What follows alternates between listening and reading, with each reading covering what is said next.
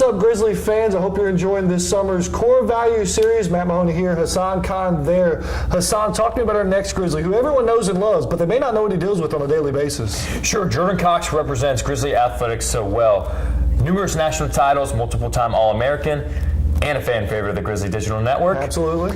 But people don't know what he goes through on a regular basis. And for the people who do know, it's easy to see why he attracts the respect of his peers. I know I'm looking forward to this one. It's Jordan Cox and how he represents Grizzly Athletics' core value of leadership.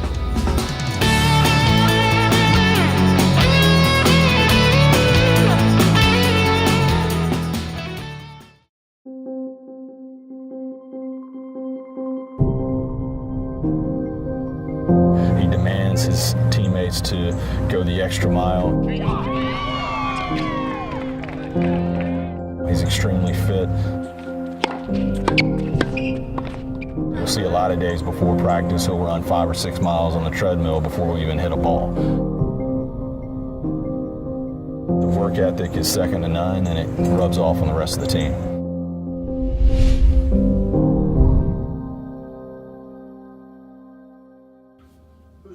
Kevin. Where's hair and makeup? Jordan Cox, Sarasota, Florida, senior. As we all know, Jordan Cox likes to have fun. If the genie granted you 3 wishes, what would they be? No, that's tough. Can you ask me in like next week? I gotta give that some time. Are we the best ping pong player on this team? I think so. Oh, excuse me, sir, Jordan. So, I'm thinking about it. Ping pong. I hear you're okay. I mean, give me some ideas here. How are you? Say that again? He's the second best ping pong player down at the False. Incorrect. Who's won? I mean, that's what I hear. No, you're just talking smack. What we might overlook is how driven he is, an attribute that came naturally when he was young. I was born in Miami. I lived there for 6-7 years, and then I moved my family actually up to this area, to Duluth, Georgia. This is where I started playing tennis around 7 or 8 years old. I got into it because I think my parents started playing, and then my brother started playing, and because my brother started playing, he's older, I kind of just copied, did whatever he was doing at the time, so I decided to take it up. Loved it, and I've been playing ever since. Well, Jordan's situation is a little different. I'm actually very, very good friends with his older brother, Brad Cox. Brad reached out to me and said, hey, Chase, Jordan wants to play college tennis. And when he said that, obviously I said, we got to make this happen. I got to do whatever humanly possible to get Jordan Cox on our team so that we can build a dynasty here at Georgia Gwinnett. And he was one of the early building blocks. Cox has been a big contributor to what the tennis program has now become, a dynasty.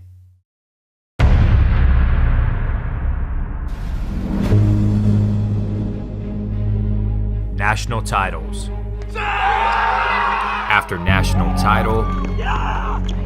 After national title. Let's congratulate the 2017 champions, the Grizzlies of Georgia Gwinnett College. Record set. I've got now 984 days as the best team in the NAI. Multiple awards. Ladies and gentlemen, your 2017 North Ballinger Award winner, Jordan Cox.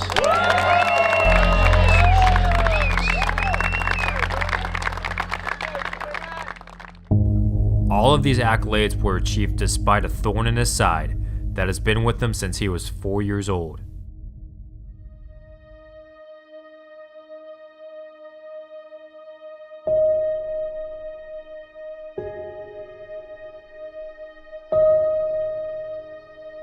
Cox is diabetic.